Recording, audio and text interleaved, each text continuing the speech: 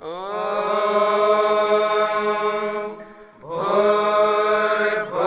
स्वः तत्सवितुर्वरेण्यं भर्गो देवस्य धीमहि धियो यो नः प्रचोदयात्।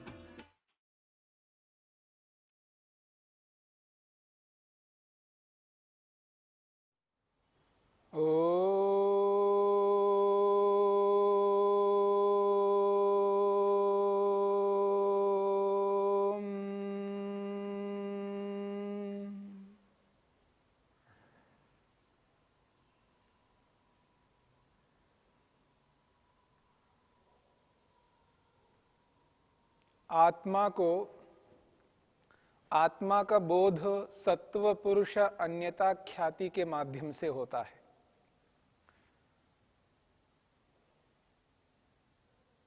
आत्मा मन के स्वभावों को अनुभव करता हुआ मन की तामसिकता के माध्यम से जो मूढ़ अवस्था मन में उत्पन्न होती है, राजसिकता के कारण से मन में जो क्षिप्त और विक्षिप्त अवस्था की प्राप्ति होती है, मूढ़ अवस्था को, क्षिप्त और विक्षिप्त अवस्था को, इन तीनों अवस्थाओं को अपने नियंत्रण के माध्यम से आत्मा उन तीनों अवस्थाओं को नियंत्रण के माध्यम से समुचित रूप में व्यवहार काल में प्रयोग करता है। जब तक व्यवहार काल का अर्थ होता है संसार में अन्यों के साथ में परस्पर जो उसका व्यवहार होता है, उस व्यवहार को यहां पर व्यवहार काल कहा जा रहा है। सांसारिक दशा में, सांसारिक स्थिति में जब योग साधक, अध्यात्म मार्ग में चलने वाला व्यक्ति दूसरों के साथ जो भी व्यवहार करता है, वो व्यवहार नियंत्रित रूप से करता है। स्वयं के साथ करता हो या अन्यों के साथ करता हो, उसका व्यवहार नियंत्रित होता है। और वो जो नियंत्रित व्यवहार है वो तीनों अवस्थाओं के बीच में है। तामसिक अवस्था को मन में उभारता हुआ मूढ़ बनता है, राजसिक अवस्था को मन में उभारता हुआ क्षिप्त और विक्षिप्त बनता है व्यवहार काल में। मूढ़ बन करके समुचित रूप में निद्रा लेता है और क्षिप्त और विक्षिप्त अवस्था को नियंत्रित में रखते हुए सांसारिक समस्त व्यवहारों को उचित रूप में करता है। यह है व्यवहार काल। परंतु उस व्यवहार काल के बीच में दो समय ऐसे आते हैं, उन समयों में इन समस्त व्यवहारों को बंद करना होता है।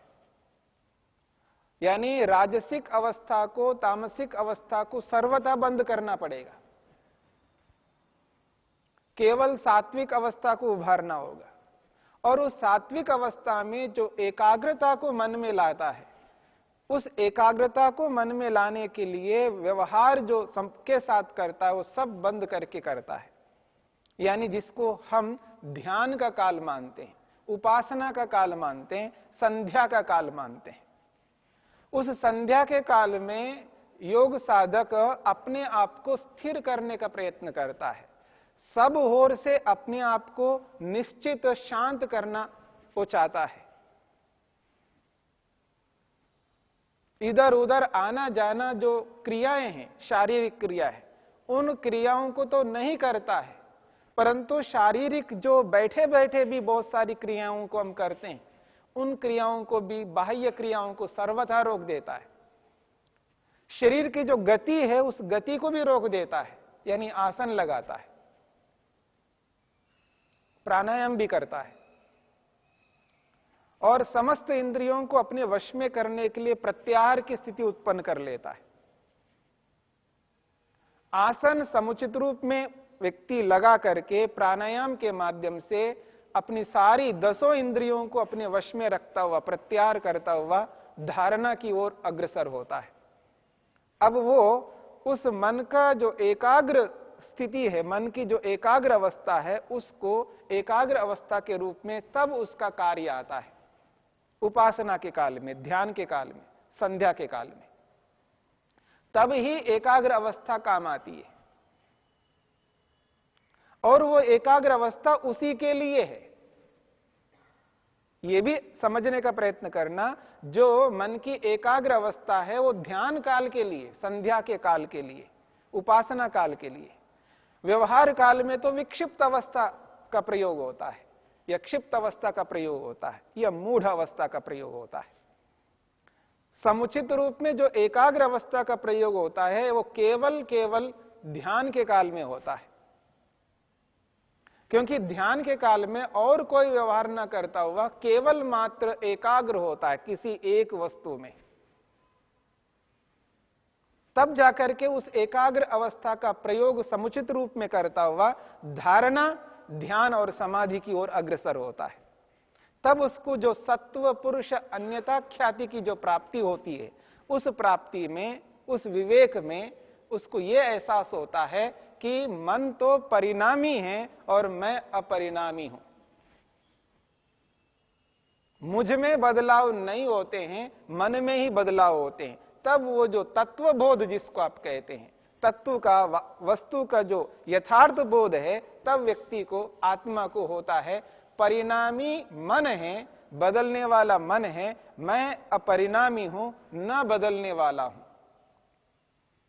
मन तो जिस किसी के साथ घुल मिल सकता है, पर मैं घुल मिलने वाला नहीं हूं, मैं अप्रतिसंक्रमा हूं। और इसके साथ साथ वो ये भी अनुभव करता है कि मैं कुछ स्वयं नहीं करने वाला हूं, मैं तो दूसरों के साथ, दूसरों से करवाता रहता हूं। सभी साधनों से मैं व्यवहार करवाता हूं, स्वतः स्वयं नहीं करता हूं। इसलिए महर्षि कपिल ने एक बहुत अच्छी बात कही है, अहंकारा कर्ता। जो वास्तव में करता है, करने वाला है, वो अंतःकरण है। जो सीधा सीधा करने वाले हैं वो अंतःकरण के जितने भी साधन हैं वो है। आत्मा तो उनसे कराता है। गाड़ी ले जाती है तो मैं जाता हूं, गाड़ी ले जाती है, जिधर गाड़ी ले जाती है उधर मैं जाता हूं। प्रेरणा करने वाला आत्मा है, प्रेरित तो करेगा, पर करने वाली गाड़ी है। जैसे बाहर हम गाड़ी जो चल रही है, गाड़ी जो जा रही है, वो जो करना है, जो क्रिया है, वो गाड़ी कर रही है, मैं तो बैठा हुआ। जैसे बाहर गाड़ी के साथ, चालक के साथ हम जोड़ करके देखते हैं, उसी प्रकार से अपने अंदर भी जो आत्मा है वो इसी प्रकार कार्य करता रहता है। इसलिए उसको कहा दर्शित विषय, विषय उसको दिखाए जाते हैं, स्वयं नहीं देख रहा, उसको दिखाने पर देखता है, इसलिए उसको दर्शित विषय कहा। इसकी जो अनुभूति है उस एकाग्र अवस्था में आत्मा करता है। और इसके साथ साथ हमने ये विचार किया था, शुद्ध है आत्मा, पवित्र है, निर्मल है। और जब आत्मा की शुद्धता का, पवित्रता का बोध होता है व्यक्ति को, तो बहुत सारे दुखों से वो पृथक हो जाता है, अलग हो जाता है, अपने आप को शुद्ध अनुभव करता है। फिर भी वो जो दुख हो रहा है मन के अशुद्धि के कारण से, उस मन की अशुद्धि को दूर करने के लिए वो जो उद्यम करता है, मेहनत करता है, पुरुषार्थ करता है, वास्तव में जिस इच्छा से वो पुरुषार्थ उस मन की मलिनता को दूर करने के लिए करता है, उसे ही पुरुषार्थ कहा जाता है। वैसे तो सांसारिक दशा में हम लोग बहुत सारा पुरुषार्थ करते जाते हैं, और उस पुरुषार्थ का परिणाम जो मिलता है वो अतृप्ति को देने वाला होता है, असंतोष को देने वाला होता है, अशांति को देने वाला होता है। यद्यपि हम मेहनत उद्यम बहुत करते हैं, अलग अलग विषयों में अलग अलग व्यक्ति इतना पुरुषार्थ करता है, तो उस पुरुषार्थ को देख करके प्रतीति यही होगी कि इससे बढ़कर पुरुषार्थ नहीं हो सकता। परंतु इससे बढ़कर पुरुषार्थ नहीं हो सकता, ऐसे पुरुषार्थ का जो परिणाम निकल के आता है वो अशांति है, अतृप्ति है, असंतोष है, भय है और परतंत्रता का बोध होता है व्यक्ति को इतना पुरुषार्थ करने के बाद में। और उस पुरुषार्थ का जो परिणाम है, उस परिणाम को सूक्ष्मता से जब अध्ययन करता है व्यक्ति, तब उसको लगता है इतना मेहनत उद्यम करने के बाद भी परिणाम ये निकलता है, तब व्यक्ति सजग होता है, जागरूक होता है और इस एकाग्र अवस्था में स्वयं के साथ अपने आप को जोड़ता है और स्वयं के लिए जब मेहनत उद्यम करता है, उस उद्यम का परिणाम यह निकल के आता है, मैं अनंत हूं। हमने अपरिणामी के बारे में विचार किया है और अप्रतिसंक्रमा के बारे में विचार किया है, दर्शित विषया के बारे में विचार किया है, शुद्धा के बारे में विचार किया है। अब आत्मा का जो स्वरूप है वो अनंत स्वरूप के बारे में विचार कर रहे हैं। आत्मा अनंत है। जैसे हम ईश्वर के बारे में सुनते हैं, ईश्वर अनंत है, ईश्वर का कोई अंत नहीं है, ईश्वर तो असीम है। पर यहां आत्मा के लिए भी कहा जा रहा है आत्मा अनंत है। देखिए, इसमें हतप्रभ होने की बात नहीं है, कंफ्यूज होने की बात नहीं है। यहां पर हमें यह समझना है, अनंत जो शब्द है, इस शब्द का प्रयोग दो अर्थों में होता है। एक स्थान की दृष्टि से होता है। परमात्मा को जब अनंत शब्द से संबोधित किया जाता है, वहां जो दृष्टि होती है हमारी, हमारा जो ज्ञान होता है, हमारा मन का जो केंद्रीकरण होता है, स्थान की दृष्टि से होता है। जब हम परमात्मा को अनंत के रूप में देखते हैं, स्थान की दृष्टि से देखते हैं, हमारी दृष्टि काल की दृष्टि नहीं होती है, समय की दृष्टि से हम परमात्मा को देख नहीं पाते हैं। यदि समय की दृष्टि से हम परमात्मा को देख लेते, यहां भ्रांति नहीं होती आत्मा के संदर्भ में। जब आत्मा को भी अनंत बोला जाएगा तो हमारी दृष्टि समय पर जाएगी, तो हमें कोई आपत्ति नहीं होगी, क्योंकि जब हम ईश्वर के साथ अनंत शब्द का प्रयोग करते हैं तो हम स्थान की दृष्टि से ही प्रयोग करते हैं। जब वही अर्थ हमारे मन में बैठा हुआ है, उसका संस्कार जमा हुआ है मन के अंदर, जब उसी अनंत शब्द का प्रयोग जब हम आत्मा के साथ करते हैं तो हमें स्वीकार्य नहीं हो पाता है। हम ये मान लेते हैं कैसे ही आत्मा अनंत हो सकता, अनंत तो परमात्मा है, क्योंकि हम आत्मा के साथ उसी स्थान को जोड़ देते हैं। पर यहां स्थान को नहीं जोड़ना। स्थान को इसलिए नहीं जोड़ना, आत्मा को एकदेशी माना है। आत्मा सर्वदेशी नहीं है, आत्मा एकदेशी है। और एकदेशी आत्मा को अनंत जब कहा जा रहा है, तो हम देश को, स्थान को कैसे आत्मा के साथ जोड़ करके देखेंगे? अनंत शब्द को स्थान के साथ जोड़ के आत्मा के साथ कैसे हम जोड़ सकते हैं? इसलिए यहां स्थान को नहीं देखना है, यहां समय को देखना है, काल को देखना है, तो कोई भ्रांति नहीं होगी, हम हतप्रभ नहीं होंगे, कंफ्यूज नहीं होंगे। स्थान की दृष्टि से तो परमात्मा अनंत है, उसकी कोई सीमा नहीं है, क्योंकि वो सर्वव्यापक है, सर्वदेशी है, सभी स्थानों पर रहने वाला है। ऐसा कोई स्थान ही नहीं है जहां परमात्मा ना हो। सर्वदेशी होने के नाते परमात्मा अनंत है। परंतु समय की दृष्टि से हम देखें तो परमात्मा समय की दृष्टि से भी अनंत है, काल की दृष्टि से। काल परमात्मा को समाप्त नहीं कर सकता। काल जो है सबको समाप्त करने वाला होता है, पर उन पदार्थों को समाप्त करने वाला काल होता है जो कार्य पदार्थ हैं, जो बने हुए। हां, मन को समाप्त करेगा काल, महतत्व रूपी बुद्धि को समाप्त करेगा, अहंकार को समाप्त करेगा, समस्त इंद्रियों को समाप्त करेगा काल, शरीर को भी समाप्त करेगा। और जो भी संसार में, ब्रह्मांड में हम देख रहे हैं, उन सब को काल समाप्त करता है। और वो व्यक्ति डरता है, भयभीत होता है, वो अपने अनंत स्वरूप को नहीं जानता है।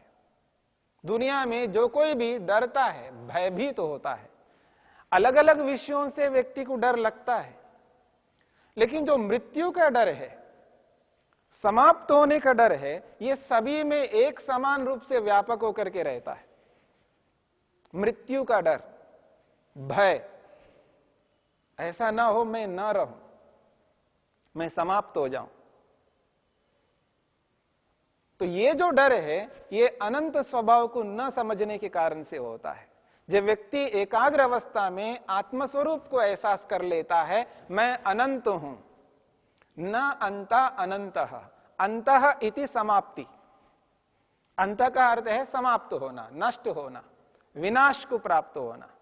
और न अंत अनंत, जो विनाश को प्राप्त नहीं होता, जो समाप्त नहीं होता है, समय की दृष्टि से, काल की दृष्टि से कभी नष्ट नहीं होता है, वो सदा रहता है। जैसे हम ईश्वर को अनादि मानते हैं, ईश्वर अनादि है, जो अनादि है वही अनंत है, उसकी कोई आदि नहीं है, कोई प्रारंभ नहीं है, परमात्मा का प्रारंभ ही नहीं है, इसलिए वो अनादि है। और जो अनादि होता है वो अनंत होता है। ऐसे ही आत्मा कहीं से उत्पन्न हुआ नहीं है, इसलिए आत्मा अनादि है, अनादि है इसलिए अनंत है। इस बात को हमें समझना है। जब यह बात समझ में आ जाएगी तो निश्चित रूप से आत्मा के बारे में व्यक्ति को बोध हो जाता है कि मैं नष्ट होने वाला नहीं हूं, मैं सदा रहने वाला हूं। तो उसको डर किस बात का? वो डर ही नहीं सकता, भय नहीं होता है। मृत्यु का डर अनंत समझने वाले को कभी नहीं हो सकता। जो भी मृत्यु से डरता है, समझ लेना वो अपने अनंत स्वरूप को नहीं पहचानता है। एक साधारण व्यक्ति इस कपड़े को पहचानता है कि ये जो कपड़ा है ये समाप्त होने वाला है, नष्ट होने वाला है, आज नहीं तो कल कभी ना कभी ये नष्ट होगा, ये कपड़ा है, उसे बोध है। ये अनंत है ऐसा नहीं समझता इसको, ये तो कभी ना कभी फटेगा, टूटेगा, जलेगा, राख बन जाएगा, उसको पता है इस कपड़े के बारे में, इसलिए इसके बारे में उसको दुख नहीं होता है। और ऐसा ही जिस किसी के बारे में उसने जान लिया है कि यह नष्ट होने वाला है, तो उसको दुख नहीं होगा। जब आत्मा को उसने जाना ही नहीं है, समझा ही नहीं है, इसलिए उसको दुख होता है। जब किसी की मृत्यु होती है, अर्थात जब कोई आत्मा शरीर से पृथक होता है, अलग होता है, शरीर में नहीं रहता है, इसकी आत्मा निकल गई, इसका आत्मा शरीर से हट गया, ऐसा जब हम सुनते हैं तब व्यक्ति को दुख होता है, कष्ट होता है, पीड़ा होती है, वो आहत होता है, अंदर से अशांत होता है, अतृप्त होता है, भयभीत होता है, रोंगटे खड़े हो जाते हैं आदमी को मृत्यु से। क्यों? अपने अनंत स्वरूप को नहीं जाना होता है। जब बहुत कीमती वस्तु, बहुत ज्यादा कीमती वस्तु, मूल्यवान वस्तु है, बहुत अधिक मूल्य है जिसका, जब वो हट जाए, अपने से दूर हो जाए या समाप्त हो जाए किसी कारण से, कितना दुख होता है व्यक्ति को। किसी की जमीन छीनी जाए, किसी के मकान को हड़प लिया जाए दूसरे के द्वारा, किसी के मकान को समाप्त कर दीजिए, नष्ट कर दिया।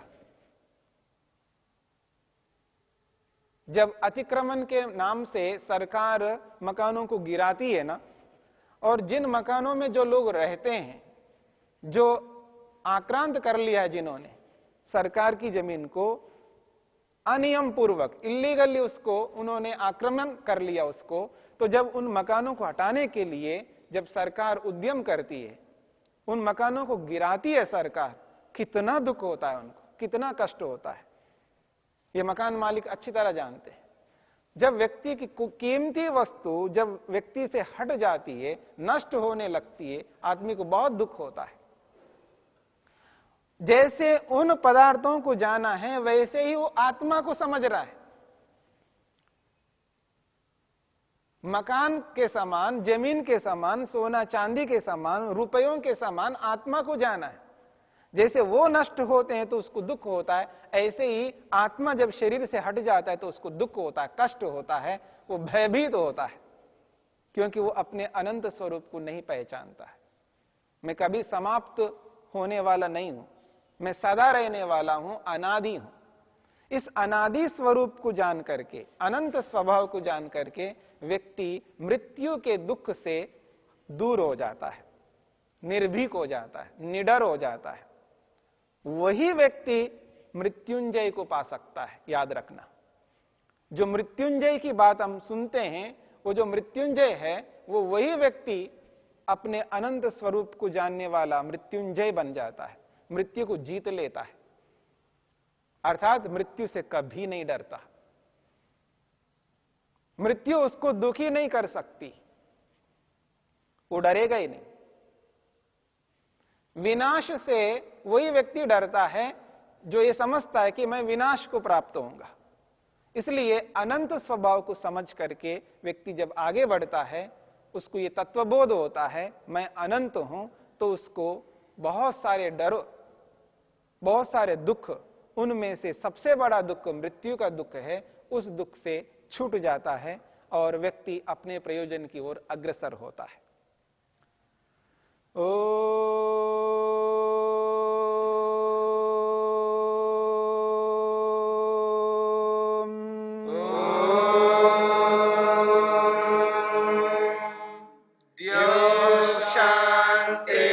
शांतिरंतरिक्षं शांति पृथिवी शांतिरापः शांतिरोषधयः शांतिः वनस्पतयः शांतिर्विश्वे देवा शांतिर्ब्रह्म शांति सर्वं शांति शांतिरेव शांति क्षमा शांतिरेधि। ओम शांति शांति शांति।